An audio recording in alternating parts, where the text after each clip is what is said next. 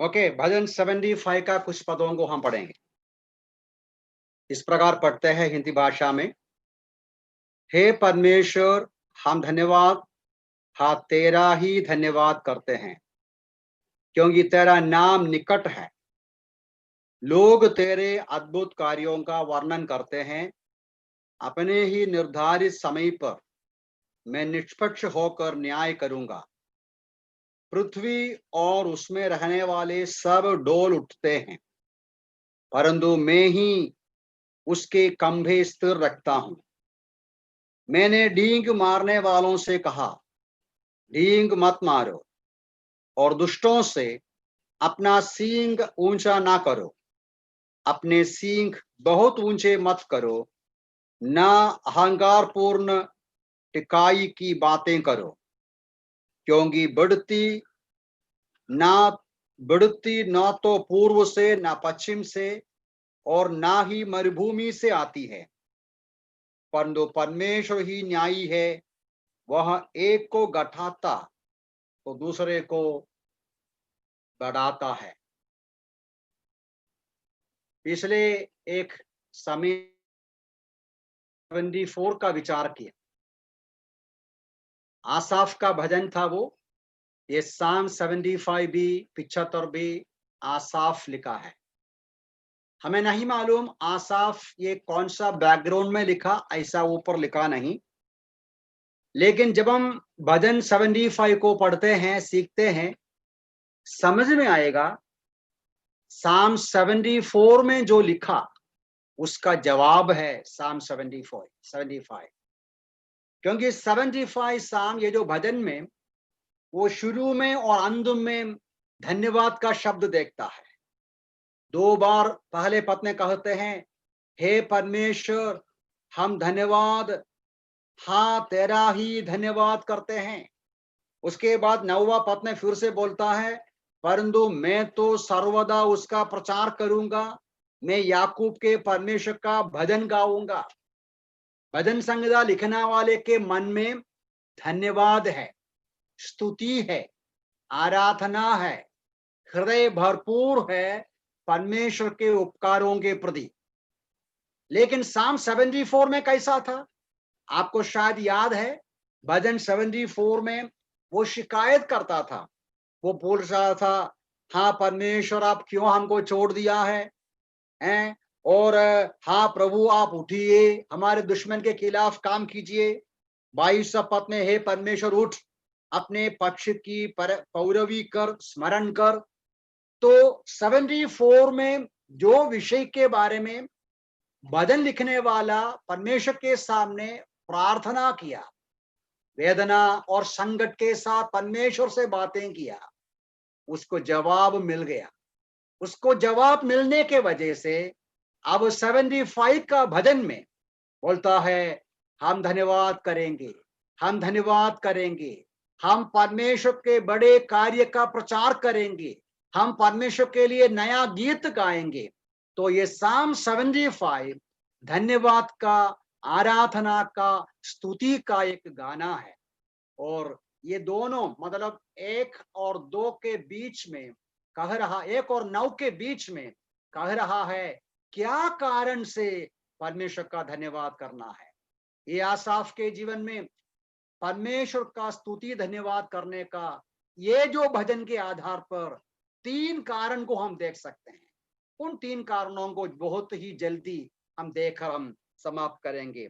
सबसे पहले वो क्या बोलते हैं, आप पहला पद देखिएगा, पहला पद फिर से देखिएगा। वो तो लिखा है, we give thanks to you O God, we give thanks for your wonderful wondrous works, declare that your name is near। परमेश्वर का धन्यवाद करने का नंबर 1 रीजन, आप निकट है, बिकॉज गॉड इज नियर। परमेश्वर निकट है। बोलते हैं कि तेरा नाम निकट है। ये तेरा नाम निकट है बोलेगा तो वो परमेश्वर निकट है। नाम वो व्यक्ति को दर्शाता है। तो नंबर 1 रीजन आसाफ के अंदर ये है, परमेश्वर मेरे समीप है। जैसा मैंने बताया, साम 74 में उसका विचार क्या था?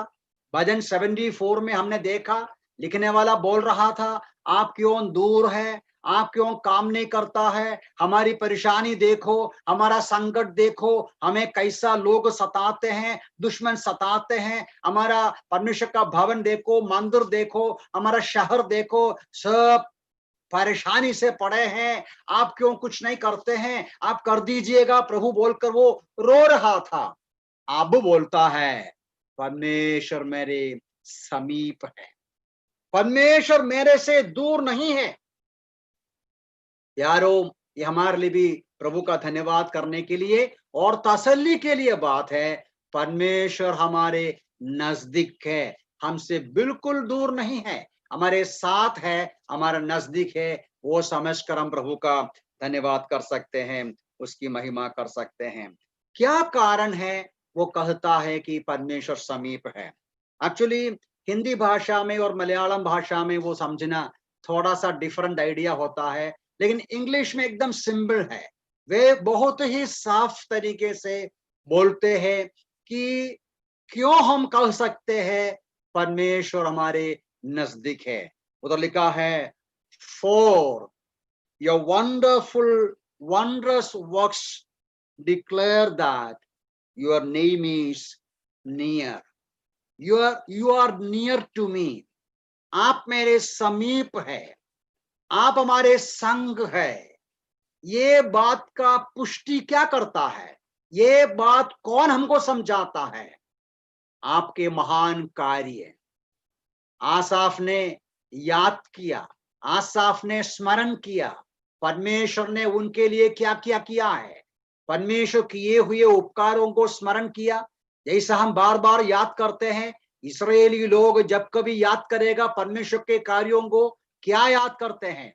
पिछले दिन में भी हमारे भाई जॉन ने हमें याद दिलाया, इसराइल को मिस्रईम देश में से, मिस्र देश में से किस प्रकार छुड़ाया, मरुभूमि से होकर चलाया। ये बात इसराइलियों के लिए हमेशा हमेशा स्मरण करने का परमेश्वर के बड़े बड़े कार्यों में से है। और उनको पिछले दिनों में किया हुआ बहुत सारे काम है आपके लिए और मेरे लिए। पिछले दिनों को पीछे मुड़कर देखकर परमेश्वर का कौन सा कार्य स्मरण में आएगा कि हमारे विचार में आए कि प्रभु नजदीक है? दो बातें हैं। There are two things by which we can say our God is near to us. Asaph could only think about the works of God. And we today, Christians, born again children of God, we can consider two things. दो बातें याद कर सकते हैं, कह सकते हैं, हाँ परमेश्वर हमारे नजदीक में है। Thank you God, thank you Lord, you are with us, you are near to us. Number one, the great work of God on the cross of Calvary. आप और में जब पापी थे, हम दुश्मन थे, हम निर्बल थे, अयोग्य थे, अभागा थे, हम श्रापित थे, उस समय हमें परमेश्वर ने प्रेम किया, हमारा आत्मा का उद्धार के लिए कलवरी के सूली पर अपना पुत्र को मरने के लिए देते हुए हमसे प्रेम किया, हमारे लिए महान काम किया। वो काम दर्शाते हैं हमारा परमेश्वर का विचार हमारे प्रति, प्यार हमारे प्रति। पौलुस बोलते हैं, यदि हम दुश्मन थे, यदि हम दूर थे, उस समय अपने पुत्र को छोड़कर हमें प्रेम किया, हमारे लिए उद्धार किया, क्यों नहीं आगे भी बचाएगा? क्यों नहीं बचाएगा? यदि पुत्र को दिया और क्यों नहीं देगा ज्यादा? तो हमारे प्रभु यीशु मसीह के द्वारा सूली पर किया हुआ वो महान कार्य नंबर वन रीजन है। हम अश्योर कर सकते हैं हमारा प्रभु हमारे साथ है, हमारे नजदीक है। जैसा भजन संहिता लिखने वाला कहते हैं, your wondrous works, your wonderful works tell us that God is near to us. लेकिन आसाफ से बढ़कर, यहूदियों से बढ़कर, there is something else that tell us that our God is near. वो क्या है? वो है द इनड्वेलिंग होली स्पिरिट, जो यहूदी लोगों का अनुभव में नहीं था। यीशु मसीह संसार छोड़कर जाने के पहले जॉन्स गॉस्पेल 14 में हम उस बात को पढ़ते हैं। जॉन्स गॉस्पेल 14 उसका 16-17 पदों में यीशु मसीह ने क्या बोला? मैं जाऊंगा, एक अनदर कंफर्टर, अनदर हेल्पर, मैं और एक सहायक को भेजूंगा, वो पवित्र आत्मा है। वो तेरे अंदर रहेंगे, तुम्हें सिखाएंगे, तुम्हें समझाएंगे, तुम्हें सहायता करेंगे, तुम्हारे साथ रहकर मदद करेंगे। यारो, आपके मेरे अंदर पवित्र आत्मा वास करते हैं, हमारे अंदर वास करके हमें सिखाते हैं और हमें समझाते हैं, हमें कंफर्ट करते हैं, तसल्ली करते हैं। ये बात भी एक और इस एफिशिएंस 1:13 में भी हम वो पढ़ता है, गारंटी है। क्या है? परमेश्वर हमारे साथ है, वो हमें अपनाया है, वो हमारा देखभाल करते हैं, हमारा ख्याल रखते हैं, हमारा विचार करते हैं। तो आसाफ को परमेश्वर का धन्यवाद करना, 2 बार बोलना, धन्यवाद धन्यवाद करते हैं। Reason number 1, O God you are so near to me. 74 में सोचा परमेश्वर दूर है, 74 में सोचा परमेश्वर हाथ छिपा कर रखा है, काम नहीं करता है। नहीं, परमेश्वर नजदीक है। भजन 34 में एक वचन है, सभी टूटे हुओं के साथ परमेश्वर नजदीक है। परमेश्वर नजदीक रहते हैं, परमेश्वर एकदम समीपस्थन सामने रहते हैं। जो टूटे हुए दिल वाला है, मन वाला है। जब हमारे हृदय में वेदना आते हैं, नम्रता के साथ आप प्रभु के पास जाएंगे, हमारी परेशानियों को देखकर प्रभु के सामने टूटा हुआ हृदय के साथ जाएंगे, महसूस करेगा God is near to us. ये बात हमें भी तसल्ली में रखना है। आज का हमारा हालत बहुत बुरा है, मैं बताने का जरूरत नहीं। ये परिस्थिति में आपका मेरा सौभाग्य है, हमारे साथ साथ रहने वाला, तसल्ली देने वाला एक प्रभु की उपस्थिति को पहचान कर हिम्मत और खुशी के साथ हम आगे बढ़ सकते हैं। धन्यवाद का हृदय के साथ गीत गाते हुए, आराधना धन्यवाद का शब्द के साथ हम आगे बढ़ सकते हैं। The second reason why Asaph wants to give thanks to God, वो क्या है? वो 3 पद में लिखा गया है। वर्स 3 देखिएगा, वहां लिखा है, अपने ही वर्स 2, दैट इज 2, वर्स 3, पृथ्वी और उसमें रहने वाले सब डोल उठते हैं, परंतु मैं ही उसके खंबे स्थिर रखता हूं। यहां ये मैं ही मतलब कौन है? वो आसाफ नहीं है। आसाफ बनाया हुआ ये गाने में आसाफ का ही शब्द, आसाफ का शब्द है और परमेश्वर का भी शब्द है। ये परमेश्वर का शब्द है। एक्चुअली वर्स 2 भी परमेश्वर का ही शब्द है। परमेश्वर बोल रहा है। क्या बोल रहा है? 3 पद देखिए फिर से, पृथ्वी और उसमें रहने वाले सब डोल उड़ते हैं। The earth and all its inhabitants are dissolved. पृथ्वी और पृथ्वी के लोग हिंदी भाषा में डोल उड़ते हैं। इसका मतलब क्या है? डोल उड़ते हैं मतलब इसका यहां का सूचना ये होता है, पृथ्वी और पृथ्वी का लोग बिगड़ जाता है। आपको मालूम है, वो पाप के वजह से, एदेन का वाटिका का पाप के वजह से तब से लेकर there is an inherent decay, inherent deterioration for everything. आपको पता है, हम जो कपड़ा पहनते हैं धीरे धीरे वो खराब हो जाता है। सब एवरीथिंग सब कुछ खराब होते जाते हैं। हमारा शरीर खराब हो जाते हैं। एवरीथिंग धीरे धीरे डिसॉल्व हो जाता है, मेल्ट हो जाता है। और हिंदी का वो शब्द बराबर मुझे समझ में नहीं आया कि डोल उड़ते हैं, शेप बदल जाते हैं, वो डेसोलेशन अनुभव करते हैं, डिटीरियोरेट होता है, कमजोर हो जाता है। वो पृथ्वी को होता है, एक बिल्डिंग बनाते हैं, 15-20 साल के बाद वो कमजोर हो जाता है। जस्ट लुक एट एनीथिंग, आप किधर भी देखो, पृथ्वी और पृथ्वी का लोग, हिंदी में वो शब्द एक्चुअली मुझे इतना कंफ्यूजिंग है, डोल उठते हैं, डिसोल्ड हो जाते हैं। पता नहीं मलयालम भाषा में वो क्या शब्द है, वो भी मैं भूल गया। ठीक है, लेकिन वो तो लिखा है, ऐसा समय में परंतु मैं ही उसके खंबे स्थिर रखता हूं। अब ये आसानी से समझने के लिए अब एक घर को देखो, छोटा सा घर, कौन सा भी घर, 15-20 साल के अंदर या 25 साल के बाद घर का खंबे कमजोर हो जाते हैं। जब खंबे कमजोर हो जाते हैं तो रिपेयरिंग करना पड़ता है, नहीं है ना? सही है ना? तो यहां परमेश्वर बोलता है, मैं इस पृथ्वी का या समाज का, लोगों का कमजोरी के पास सामने उनका खंबा, उनका नींव, मैं उनको जो बिगड़ रहा है, जो खराब होते जाते हैं, मैं उसको क्या करता हूं? रिपेयर करता हूं। क्यों रिपेयर करते हैं? क्योंकि खराब होता है। लेकिन परमेश्वर है रिपेयर करने वाला। क्यों रिपेयर करते हैं? उसके लिए हमको जवाब मिलता है। इब्रानियों की पत्री पहला अध्याय का 3 पद में लिखा गया है। इब्रानियों की पत्री पहला अध्याय उसका 3 पद को देखिएगा। Hebrews chapter 1 verse 3 उधर लिखा है,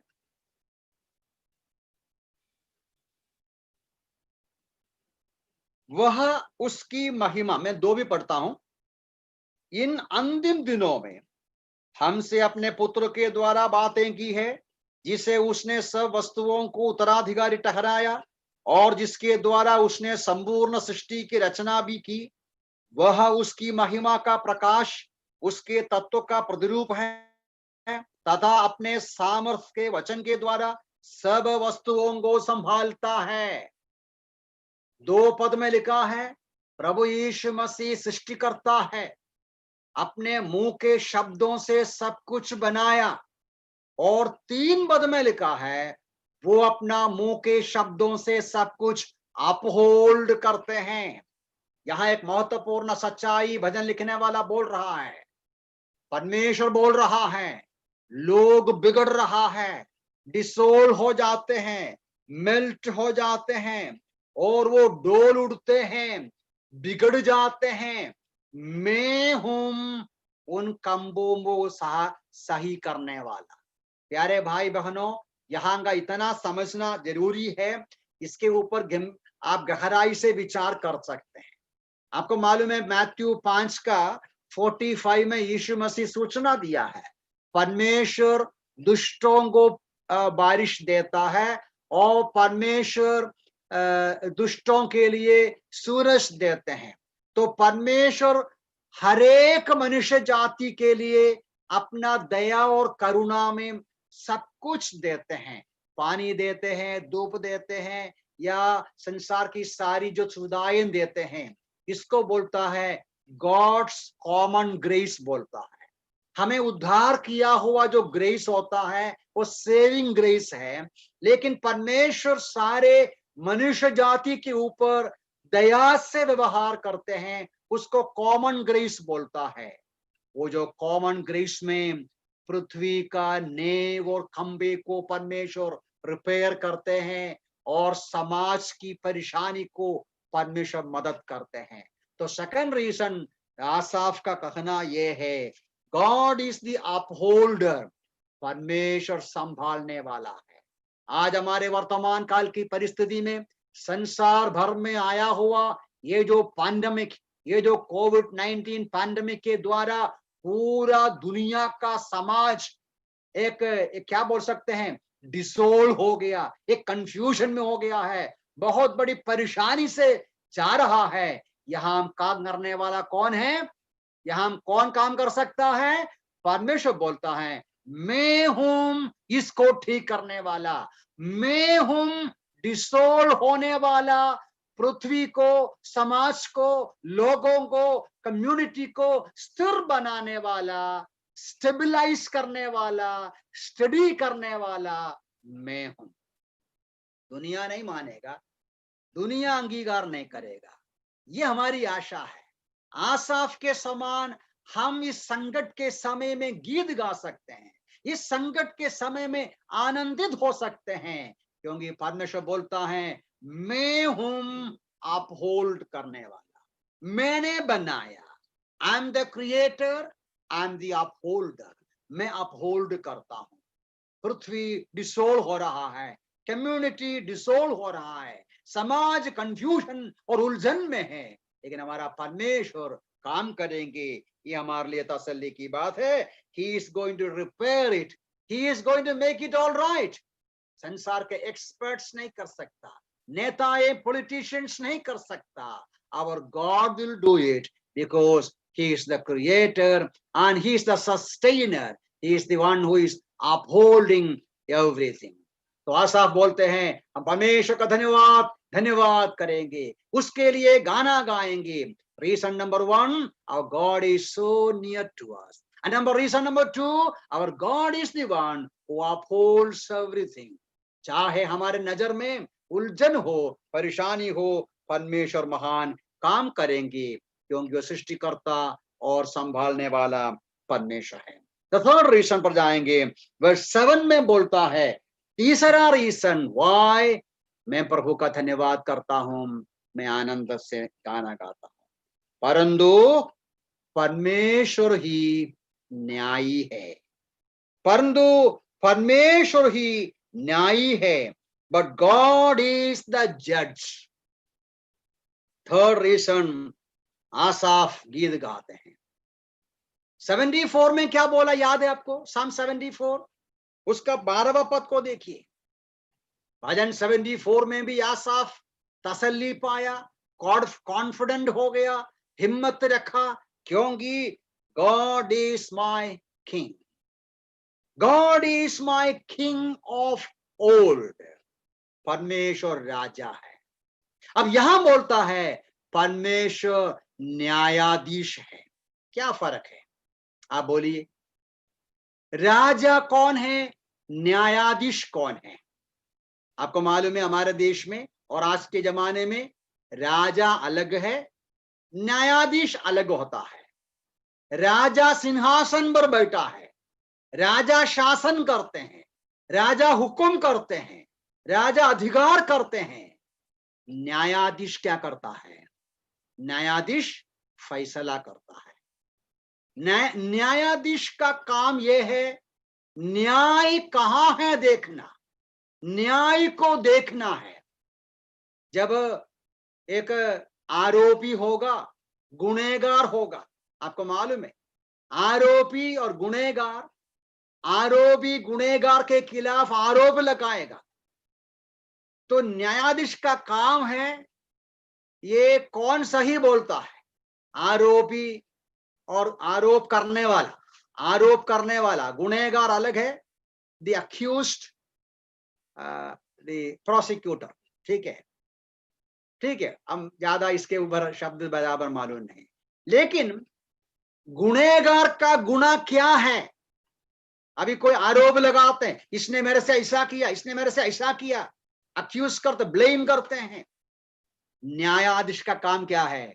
न्यायाधीश सब कुछ इवैल्यूएट करते हैं, व्यवस्था के आधार पर, नियम के आधार पर, इसने क्या बोला, उसने क्या बोला, एविडेंस क्या मिला, जो सबूत क्या मिला है, पुस्तक क्या बोलता है, नियम क्या बोलता है, ये पूरा पढ़ के, सोच के, समझ के, इवैल्यूएट करके न्यायाधीश एक फैसला करता है। वो फैसला फाइनल होता है। यदि सुप्रीम कोर्ट का जज का है तो फाइनल होता है। परमेश्वर न्यायाधीश है। लिखने वाला बोलता है, हे प्रभु हम आपका धन्यवाद करेंगे, हम आपका स्तुति करेंगे, हम आपके लिए गाना गाएंगे। क्यों? रीजन नंबर 3 ये है, मेरा परमेश्वर न्यायाधीश है। उनका दुश्मन के द्वारा हमला अनुभव किया, दुश्मन उसको सताया, उसके ऊपर आरोप लगाया, उनके खिलाफ बातें किया, उनको ये जो भजन 74 में वो बहुत ही संकट का सामना किया। अभी बोलता है मेरा परमेश्वर सच्चा न्यायाधीश है। ये सच्चाई भी हमारे हृदय में भी बहुत तसल्ली देने वाला वचन है। जब कुरिन्थियों की पत्रियां पढ़ेंगे, पहले कुरिन्थी 4 अध्याय को जब पढ़ते समय वहां अपोस्तल पौल स्वयं तसल्ली पाता है और विश्वासियों को लिखता भी है, अभी आप जज मत करो, मेरा न्याय मत करो, दूसरे का न्याय मत करो, समय आ रहा है, न्याय करने वाला परमेश्वर है, वो सच्चाई से न्याय करेगा बोलकर वो अपने ऊपर अपने खिलाफ लोग उठाने वाला जो भी शक है, गुनाह है या दोष है या जो फॉल्स एक्यूसेशन है, उसके सामने तसल्ली पाते हैं। पत्रस भी ऐसा बोलता है 1 पीटर चैप्टर 2:23 का पद में, उसका ऊपर से पत्रस भी पाठकों को बोलता है, आप फिक्र मत करो, कष्ट उठाओ, चुपचाप कष्ट उठाओ, विरोधियों के सामने कुछ मत मोलो, यीशु मसीह हमारे लिए नमूना है, उसने सब कुछ वेदना सहा, निंदा सहा, और यीशु मसीह भी वो सारा उनका मन का जो दुख है अर्पण किया, किसके ऊपर? न्याय से जज करने वाले के ऊपर। हमारा प्रभु यीशु मसीह भी ऐसा किया। एक परमेश्वर का भक्त के अंदर इस संसार के जीवन में, कठिनाई और क्लेश के जीवन में बहुत ही तसल्ली देने वाला एक बात है, माय गॉड इज द जज। कई बार हमारा हृदय का सच्चाई, हमारा हृदय का अनुभव पड़ोसी नहीं समझेगा, दोस्त नहीं समझेगा, भाई बहन नहीं समझेगा, तो हमारे मन में विस्फोरण आता है, my God is the just जज। मेरा परमेश्वर न्याय करने वाला परमेश्वर है। यहाँ 2-3 बातें परमेश्वर का न्याय करने का तरीका बोलता है। मैं जल्दी बोलूंगा और बंद करूंगा। देखो वर्स 2 का शुरू में बताइए, देखिए वर्स 2 में 2 पद में परमेश्वर न्याय करने का तरीका बताता है, अपने ही निर्धारित समय पर मैं निष्पक्ष होकर न्याय करूंगा। 2 बातें उधर लिखा है, निर्धारित समय पर निष्पक्ष होकर परमेश्वर न्याय करते हैं एट द अप्रोप्रिएट टाइम। मैं सोचेगा तो प्रभु न्याय करेगा नहीं। अब मैं उधर खड़े होकर प्रभु आप न्याय करो बोलेगा तो न्याय करता नहीं। God is patiently waiting, silently waiting, बहुत ही सहनशीलता के साथ वो बैठा है, सही समय पर न्याय करते हैं। अलग अलग वचनों में वो बात को पढ़ता है, अभी मेरे पास समय ज्यादा नहीं। परमेश्वर न्याय करने वाला परमेश्वर वो समय पर करते हैं, कभी भी नहीं। अभी हमको पता है कुछ ऐसा माँ बाप है, शायद हम भी ऐसा किया होगा, है अचानक बच्चों को मारता है। मुझे भी याद है, मेरा बच्चा बैठ के हंसते हैं ऐसा। ये क्या है, बच्चों का जो भी मनमानी होता है, जो बच्चों का जो स्वभाव होता है ना, परेशानी, चुपचाप बैठता है कुछ माँ बाप, और अचानक बच्चे को मारेगा। अब बच्चा भी सोचेगा, अरे आज क्यों मारा, आज क्यों मारा, क्यों मारा? आपको पता है मन के अंदर और कुछ गुस्सा है। मन के अंदर जब और कुछ गुस्सा है, डिस्टर्ब होता है, तो बच्चा किया हुआ छोटा भी गड़बड़ी बातों को बड़ा सोचकर उसको मारता है। बच्चा भी आश्चर्यचकित होता है कि क्यों मारा आज, पहले तो मारा नहीं। परमेश्वर ऐसा नहीं करता। परमेश्वर जज करते हैं, फैसला करते हैं या दंड देते हैं, उसके लिए समय फिक्स करके रखा है। वो बराबर अप्रोप्रिएट, उधर का शब्द ऐसा है, क्या शब्द पड़ा हिंदी भाषा में, निर्धारित समय पर, appropriate time, when I choose the proper time, वो एक बात। नंबर 2, निष्पक्ष रूप में धार्मिकता के साथ परमेश्वर का जो जज करने का तरीका, नंबर 1 मैंने बताया, at the appropriate time, number 2 in all righteousness, सारी धार्मिकता के साथ। वो सारी धार्मिकता के लिए बताया एक बात, निष्पक्षता के साथ। निष्पक्षता बोलेगा तो यहूदी हो, यूनानी हो, गोरा हो, काला हो, पढ़ा लिखा हो, अनपढ़ हो, गरीब हो, अमीर हो, कोई भी क्यों न हो, परमेश्वर का न्याय करने का तरीके में कोई भेदभाव नहीं है, कोई भेदभाव नहीं है। और एक बात वहां लिखा है, हम नीचे पढ़ते समय समझ में आएगा। देखो 8वां पद देखिए, परमेश्वर न्याय करने का जो धार्मिकता के बारे में 8वां पद में एक बहुत महत्वपूर्ण वचन है, उस पर बहुत गहराई से विचार करना है। क्योंकि यहोवा के हाथ में एक प्याला है, दाखमधु झाग वाला है, उसमें खूब मसाला मिला है और वो उसी में उंडेलता है। निश्चय ही पृथ्वी के सब दुष्ट लोग तलछड़ तप पीकर उसे खाली कर देंगे। यहां लिखने वाला परमेश्वर के हाथ में एक कप है बोलता है। ये मेटाफोरिकली कहते हैं, हमें समझाने के लिए कहता है। ऐसा कहा जाता है, यहाँ का जो मेटाफोर यूज किया हुआ आइडिया ऐसा है, उन दिनों में आपको मालूम है कि यीशु मसीह को सूली पर चढ़ाने को लिए लेके आया, पित्त मिलाया हुआ रस पिलाया। क्यों मृत्यु पिलाया हुआ रस पिलाया? पिलाया नहीं, पीने को दिया, यीशु मसीह पिया नहीं।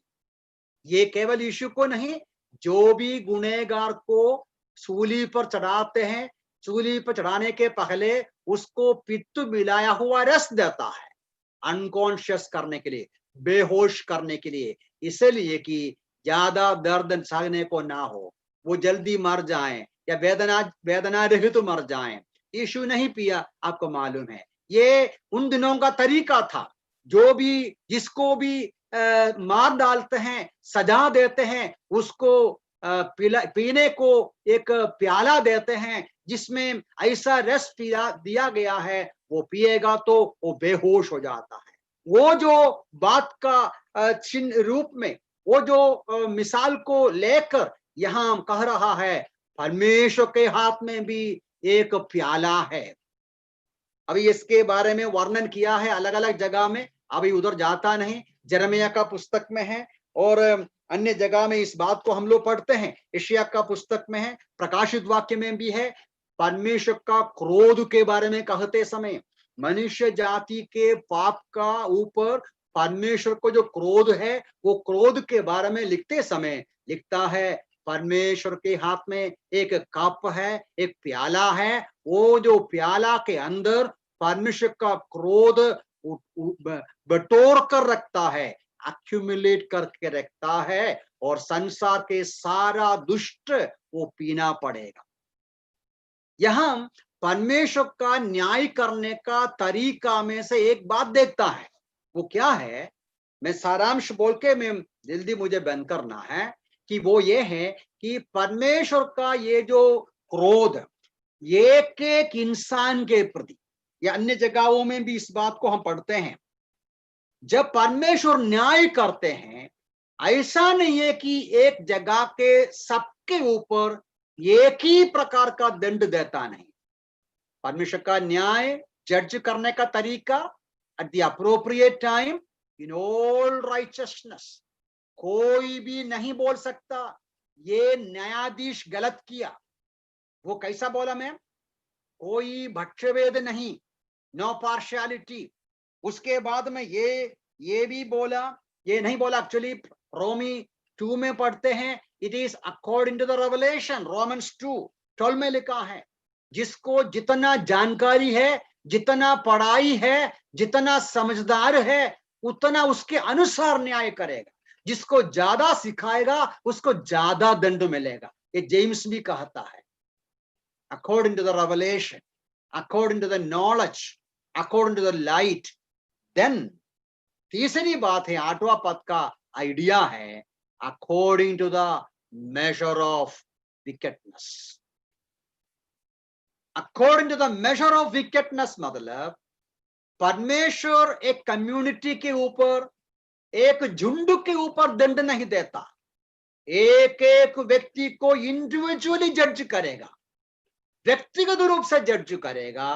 व्यक्तिगत रूप से जज करने के लिए परमेश्वर हर एक व्यक्ति के ऊपर जो गुनाह है, जो दंड है, जो दंड योग्य गुनाह है, उसका बराबर कैलकुलेट करके रखता है, साफ करके रखता है। इसलिए प्रकाशित वाक्य में लिखा है, पुस्तकें खोला गया, उसमें लिखा हुआ वचन के अनुसार अपने अपने कामों के अनुसार का दंड देता है। और यहां लिखा है, परमेश्वर के पास एक प्याला है, वो प्याला में उसका क्रोध बटोर कर रखता है और ये सबको पिलाएगा। तो यहां से मैं एक ही बात लेके मैं आगे बढ़ता हूं कि परमेश्वर जज करेगा एक एक व्यक्ति को, एक एक व्यक्ति के गुनाह के अनुसार। उसके जीवन के दोष के अनुसार, उसके गलती के अनुसार परमेश्वर दंड देते हैं, ये भी हम भूलना नहीं चाहिए। लेकिन ये भजन 75 का 8वां पद को हम पढ़ते समय एक बात हम भूल नहीं सकता। क्या भूल नहीं सकता? जब यीशु मसीह सूली की ओर जाते समय गत्समना की वाटिका में यीशु मसीह ने जब प्रार्थना किया, हे मेरे हे पिता, हो सकता है तो ये कटोरा निकल जाए। जो कटोरा में परमेश्वर का क्रोध इकट्ठा करके रखा था, वो यीशु मसीह के ऊपर ला दिया देने पर था। तो यीशु मसीह चाहा ये कटोरा मेरे से निकलेगा तो मैं पीने के बिना इसका उसका जो सोल्यूशन होगा तो अच्छा है। हो सकता है तो निकल जाए, यदि नहीं आपकी इच्छा ही हो। हमें ये भी स्मरण करना है, परमेश्वर का वो जो क्रोध भरा हुआ कटोरा प्रभु यीशु मसीह अपने इच्छा से, अपने स्व इच्छा से पूरा पूरा पिया, इसलिए हमको छुटकारा मिल गया, इसलिए हमको आज पाप की क्षमा मिलता है।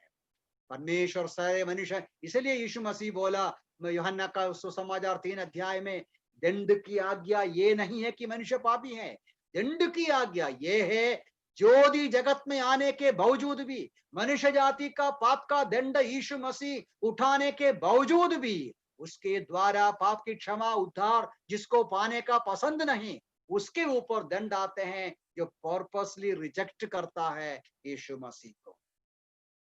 तो आज जो यीशु मसीह के द्वारा मिलने वाला वो जो उद्धार और पाप की क्षमा जो रिजेक्ट करते हैं, उनके ऊपर दंड की आज्ञा रहता है, उनके ऊपर दंड आएगा, वो पूरा न्याय के साथ डालेंगे, ये हम समझ सकते। एक बात और तो मन में रखना है, हम बार बार ये कहा चुका है, परमेश्वर का जो जजमेंट होता है, गॉड इज द जज, he will do it, he will judge the world in all righteousness at the appropriate time according to the measure of the evil of the wicked men. And then एक बात और समझना है, परमेश्वर का न्याय भविष्य काल का है, लेकिन हमेशा from time to time God has judged individually, collectively. ये भूलना नहीं, परमेश्वर का न्याय आज भी होता है। तो इसलिए हमारा जिम्मेदारी होता है जांचने को, जिंदगी समझने को। इसलिए सबक के रूप में 2-3 बातें भी लिखने वाला बीच में बोलता है, वो भी बोल के मैं बंद करता हूं। There are 3 lessons based on God as the judge. God is the judge. So there are 3 lessons. ये भी परमेश्वर ही बोलता है। देखो वर्स 4 में क्या बोला, I said to the boastful, do not deal boastfully. अपने सींग बहुत ऊंचा मत करो, अहंकार पूर्ण टिठाई की बातें न करो। 3 इंस्ट्रक्शंस, 3 सबक है। Because God is the judge, 3 things to remember. Do not be boastful. अहंकार मत कर, घमंडी मत कर हो जाओ। घमंड करना मूर्खता है। मैं नहीं बोलता, यहां भजन में लिखा है, घमंड करना मूर्खता है, ये फुलिशनेस है। क्यों? 10वां पद का अंतिम भाग देखिए, शुरुआत देखिए, वह दुष्टों के समस्त सींगों को काट डालेगा। दुष्ट लोग जो घमंडी होके अपने आप को ऊंचा चढ़ाते हैं, उनको नीचे करेगा परमेश्वर। घमंडी मत हो जाओ। सेकंड थिंग, रिबेलियस मत हो जाओ। रिबेलियस का देखो हिंदी भाषा में वो 5वां पद में, पहला 4 में था, अभी 5वां पद में, अपने सींग बहुत ऊंचे मत करो। Do not lift up your horn on high. यहां और एक मेटाफर है, इंटरेस्टिंग है, यहां 2-3 मेटाफर है ये जो साम में। एक कंबा की बात पहले बताया, उसके बाद कप की बात बोला, अब हॉर्न की बात बोलते हैं। सींग बोलेगा तो आपको मालूम है जानवर का सींग होता है। अभी बैल सही है ना, बैल का सींग है ना, ठीक है, बैल हो या हाथी हो, जो जानवर है उसका सींग ऊंचा है। अभी बैल को जो योक क्या बोलते हैं, जुआ, जुआ के नीचे करते समय वो जुआ के नीचे आने को बैल पसंद नहीं करता है, इसीलिए वो क्या करते हैं, गर्दन ऐसा करके, सींग ऐसा करके सीधा खड़ा रहेगा। इसलिए बोलता स्टिफ नेक